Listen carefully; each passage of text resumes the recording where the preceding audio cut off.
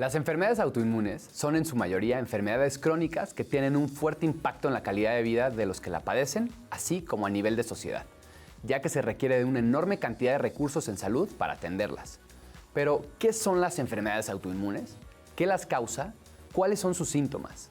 Hoy vamos a responder todas esas preguntas y decirles qué señales de alerta no pueden ignorarse y por las cuales deben de acudir a su médico. Esto es DocChat.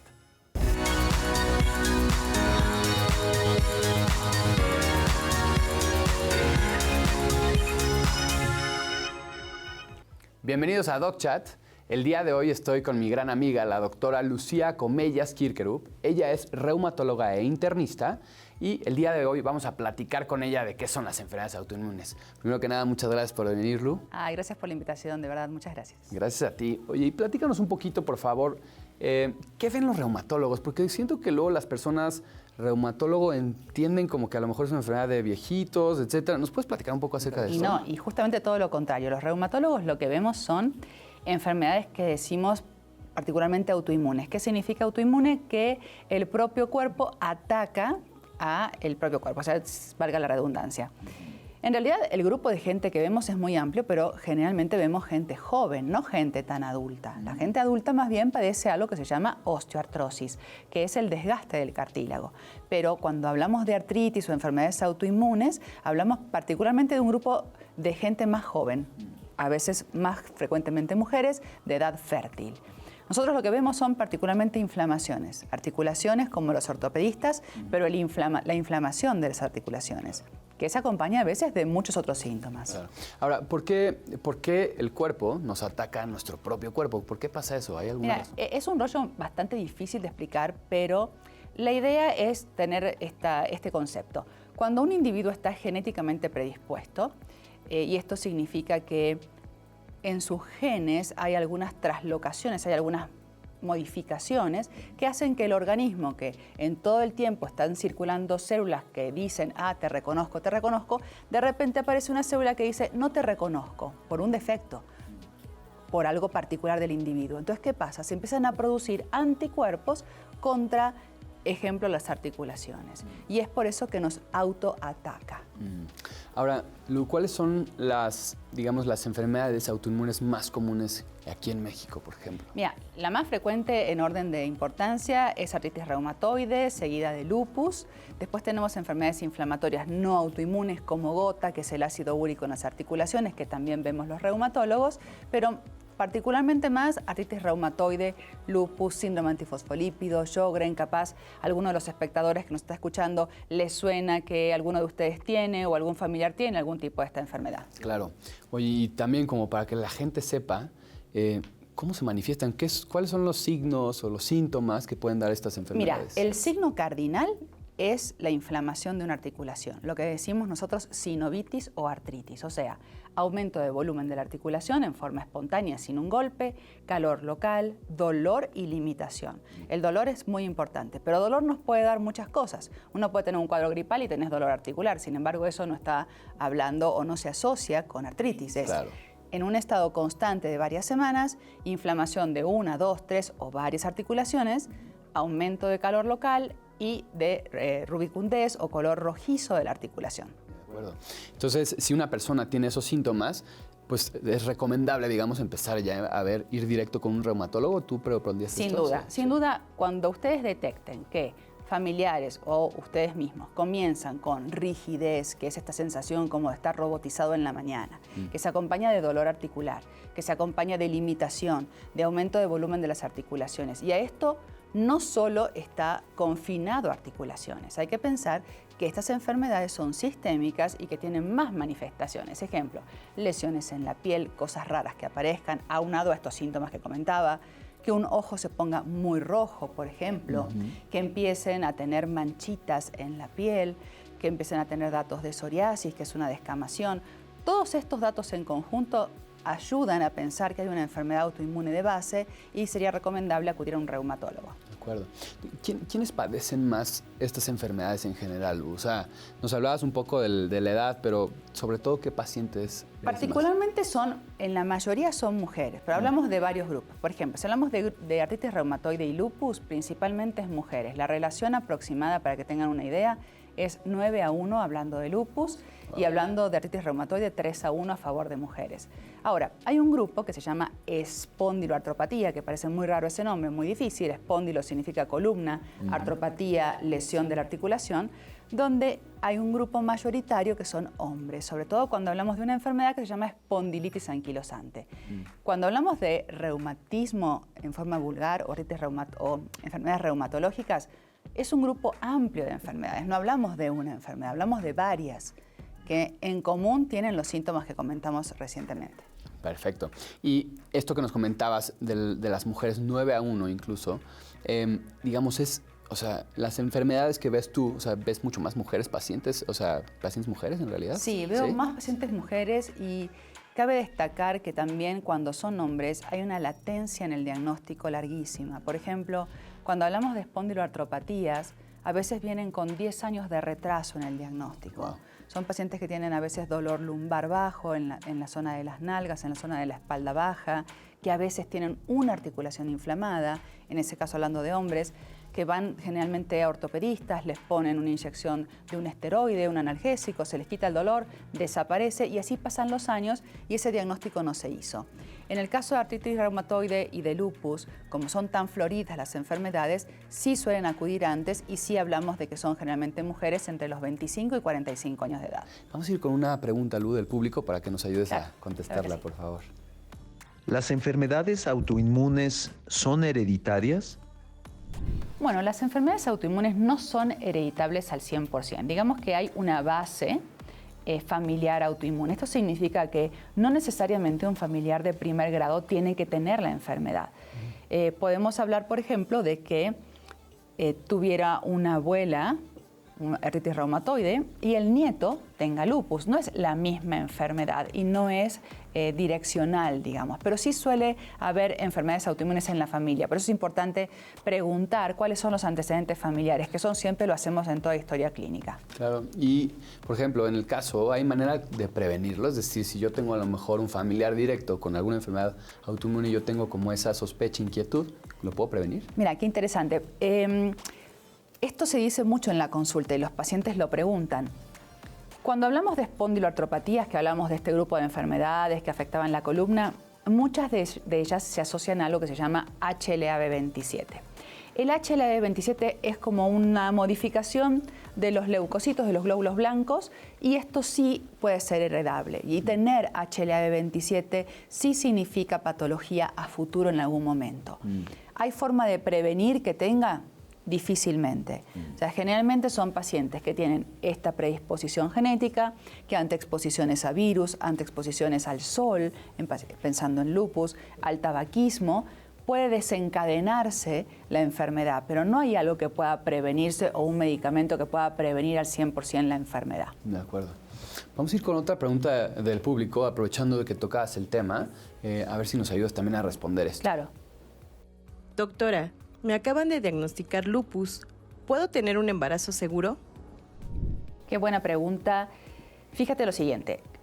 Primero, para planear un embarazo teniendo lupus, tienes que hacerlo en coordinación con tu médico tratante, que me imagino que es un reumatólogo. Siempre que se planea un embarazo, debe estar estable tu enfermedad, con mínimas dosis de medicamento. Hay medicamentos que no permiten la posibilidad de un embarazo, entonces esto lo tienes que hablar seriamente con tu reumatólogo. Y por otra parte, 30% de las pacientes que tienen lupus pueden tener algo que se llama síndrome antifosfolípido. Y fíjense bien este dato que les voy a dar. De este 30% son mujeres que tienen recurrentemente abortos de repetición. 3 o más abortos de repetición, o sea, pérdidas de embarazo antes de 10 semanas de gestación. Si esta enfermedad no se sospecha, no se diagnostica, entonces no solamente son pacientes que pueden tener lupus, a veces tienen síndrome antifosfolípido, lo que se llama primario, o sea, no asociado a otra enfermedad. Entonces, toda paciente joven que tiene abortos de repetición debe de buscarse como sospecha este tipo de enfermedad acudiendo a un reumatólogo. En resumen, si estás tú estable de tu enfermedad, puedes embarazarte sin ningún problema, pero sí hay que tener algunas condiciones para evaluar. ¿Okay? Qué importante que digas eso, Lu, porque muchísimas personas, yo creo que ni han escuchado este nombre de este síndrome, ¿no? Y de hecho, o sea, pues prácticamente se asocia nada más a ese síntoma, ¿no? Que estén abortando sin que quieran, claro. ¿no? O sea, así que, digamos, no a propósito, ¿no? Pierden bebés. ¿Da algún otro síntoma este síndrome de antifosfolípido? Este síndrome de antifosfolípido tiene dos vertientes clínicas. Se puede dar en hombres y en mujeres. Hablando obviamente de la parte de mujer, es como el evento el evento obstétrico que hablamos de los embarazos y las pérdidas de embarazo, no solamente en la semana 10, sino inclusive ya con un bebé formado, lo que se llama un óbito, cuando ya tienen más de 30 semanas de gestación. Pero después hay una vertiente que se llama vertiente trombótica, donde se forman trombos arteriales o venosos. Es la principal causa de EBC, o sea, de enfermedad vascular cerebral, o sea, de un infarto cerebral en un paciente menor de 50 años. O sea, si un chico joven llega con un accidente cerebrovascular, la primer causa a sospechar es síndrome de antifosfolípidos. Estas dos vertientes, que pueden ser unidas o separadas, van con una sumatoria de anticuerpos positivos particulares, ¿no? De acuerdo. Y digamos, también ahorita que tocabas el tema de algunos factores que desencadenan estas enfermedades, mencionaste el tabaquismo. ¿Cuál es la razón de esto? Mira, el tabaquismo produce traslocaciones o digamos, modificaciones en las células, en la replicación celular, la exposición al sol, el estrés. Generalmente las pacientes que debutan o que estaban estables en sus enfermedades y de repente se reactivan y tienen otra vez crisis de artritis, suelen estar pasando por periodos de estrés. Y estrés me refiero a desde la separación, una mudanza, quedarse sin trabajo, la muerte de un familiar, etcétera, etcétera. Entonces, todo esto y exposición a virus también, hablando tanto del COVID que habíamos hablado, el COVID no es una enfermedad como tal artritogénica, o sea, no es que te genere artritis, pero sí puede en un paciente que tiene una genética predispuesta desencadenar la enfermedad. Hoy en día, casi todas las personas tenemos mucha tensión acumulada en muñecas, en manos y en dedos por el uso constante de los celulares y de otros aparatos electrónicos. Hoy les voy a enseñar 2 ejercicios para liberar tensión de esta área de tu cuerpo.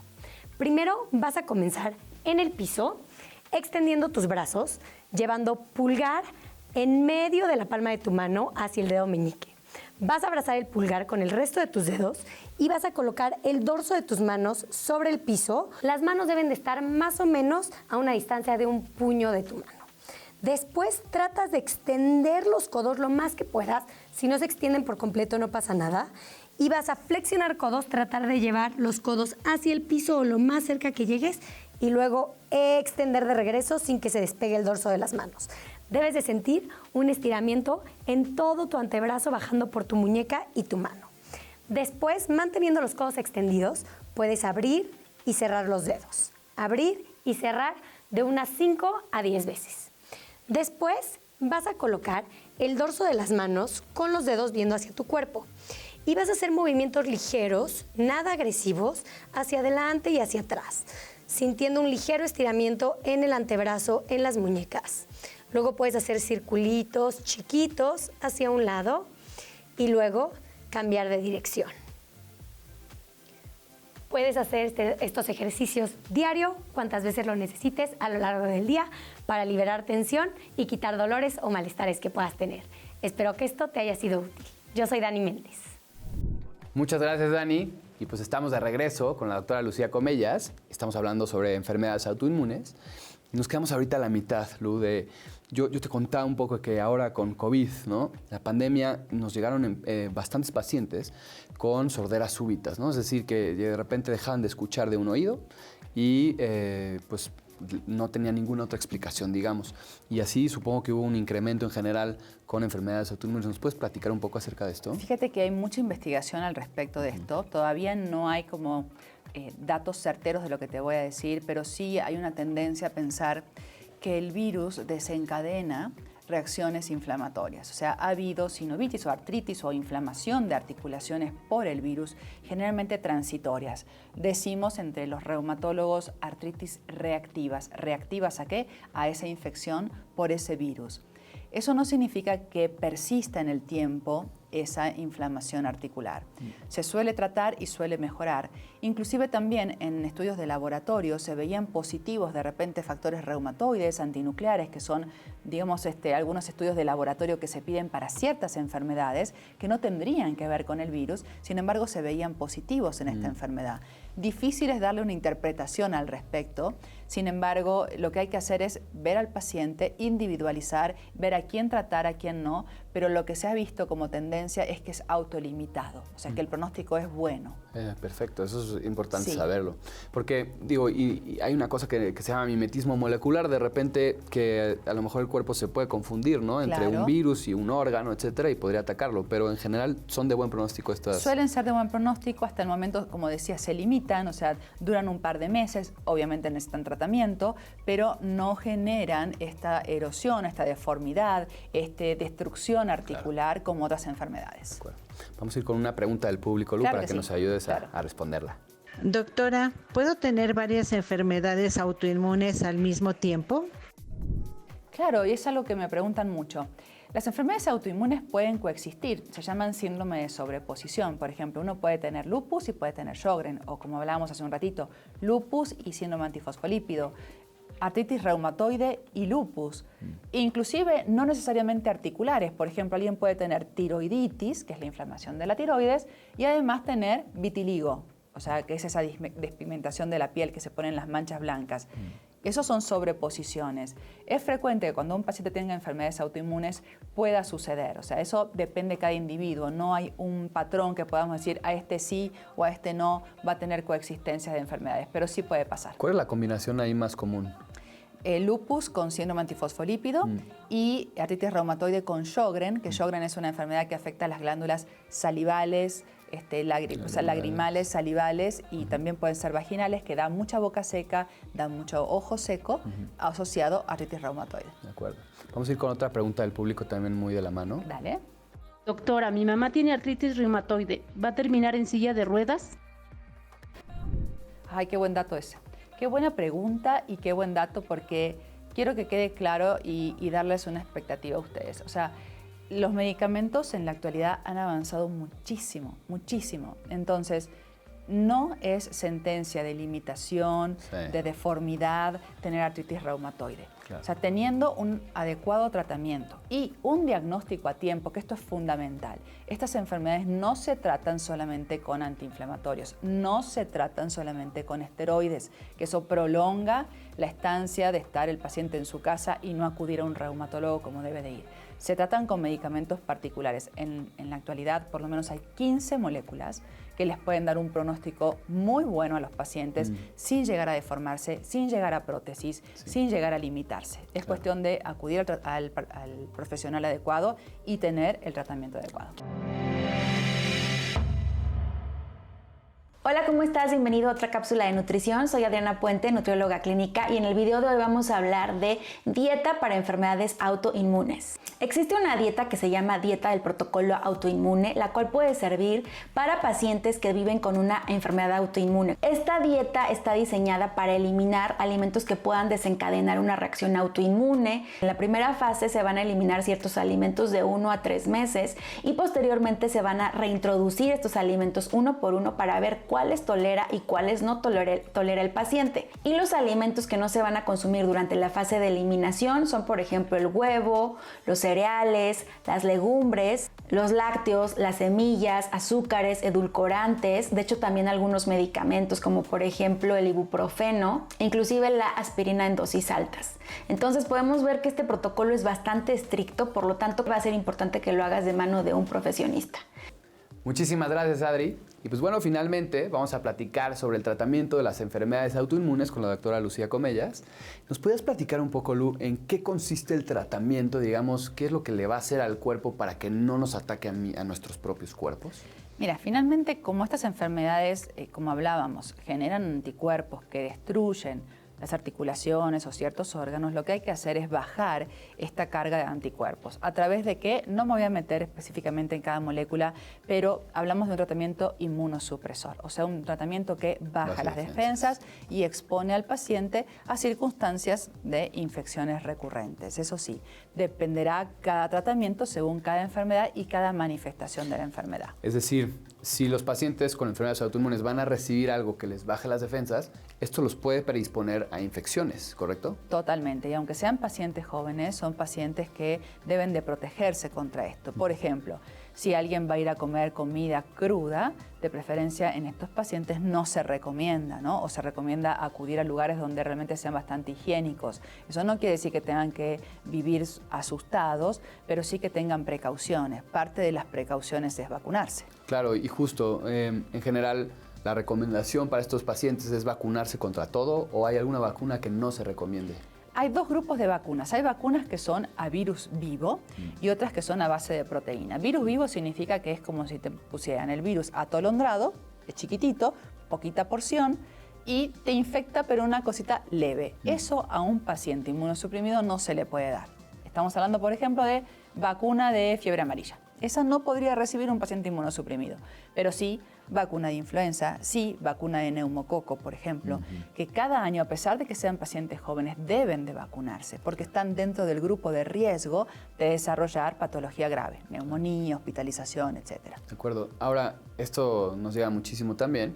Hay una gran relación y por lo menos se ha hecho hasta medio viral que ciertas vacunas pueden predisponerte a enfermedades autoinmunes, ¿no? Entonces a eso también le tienen gente mucho miedo. Por ejemplo, la de influenza que está relacionada a Guillain-Barré, etcétera. ¿Nos puede platicar un poco acerca de esto? Mira, el porcentaje es muy bajo. Es cierto lo que estás diciendo, pero el riesgo-beneficio es mucho más a favor del beneficio que del riesgo. Por lo tanto, si bien hay descrito enfermedades autoinmunes relacionadas hasta leucoencefalopatías, Guillain-Barré, como vos decías, a varias vacunas, no solamente influenza, el porcentaje es tan pequeño para la población que se recomienda de todos modos vacunarse contra el virus o bacteria que estemos hablando en cuestión, porque el riesgo de desarrollar la enfermedad y complicarse por la enfermedad es mucho mayor. Claro. ¿Nos puedes hablar más o menos de qué estamos hablando en riesgos? Por ejemplo, porque no es lo mismo 1 en 1.000.000, etcétera. Más o menos, sé que es una pregunta muy general, pero más o menos ¿a cuántos? Mira, para influenza, nosotros con vacuna de influenza no hemos visto, te diría que mucho menos de 1 en 1.000.000 para desarrollo de enfermedad autoinmune. No está relacionado. Sí está relacionado la exposición al virus, por ejemplo, de Epstein-Barr, que es un herpes, o sea, virus herpéticos. Entonces, por ejemplo, la vacuna de herpes, pero estamos hablando que la que tenemos en México en este momento es el virus vivo atenuado, esa sí podría desarrollar enfermedad autoinmune. Es así. ¿En qué porcentaje? No tengo exacto el número que te podría decir, pero es mucho más alto que las que son a base de proteínas. Claro. Y eso hay que dejarlo bien claro, ¿no? O sea, también lo vimos con ciertas infecciones. A veces es mucho más común que te enfermes de ciertas cosas, incluyendo enfermedades autoinmunes, si te pega el virus, ¿no? Claro. Que así la vacuna, ¿no? Claro. Y la complicación en un paciente inmunosuprimido. O sea, estamos contando de que no piensen que porque son población joven no tiene riesgo de complicación. Claro, ¿Okay? Claro. Pues ha sido un placer platicar el día de hoy contigo, Lu. ¿Nos podías platicar, decir dónde te podemos encontrar para preguntas, consulta, etcétera? Con mucho gusto. Yo trabajo en el Hospital Ángeles del Pedregal. Ahí en informes les pueden dar datos de mi consultorio para lo que necesiten. En las redes me encuentran como mis iniciales, Lu Coquir, Lucía Comellas Kirkerup, Lu Coquir. Ahí me pueden seguir cuando gusten y contestaré lo que necesiten. Un abrazo a todos. Muchísimas gracias, Lu. Y pues bueno, también les recordamos aquí las redes, ¿no? Aquí de DocChat para que nos pregunten, nos platiquen y que quede todo súper claro como ha sido el día de hoy. Les agradecemos su confianza y nos vemos en la próxima.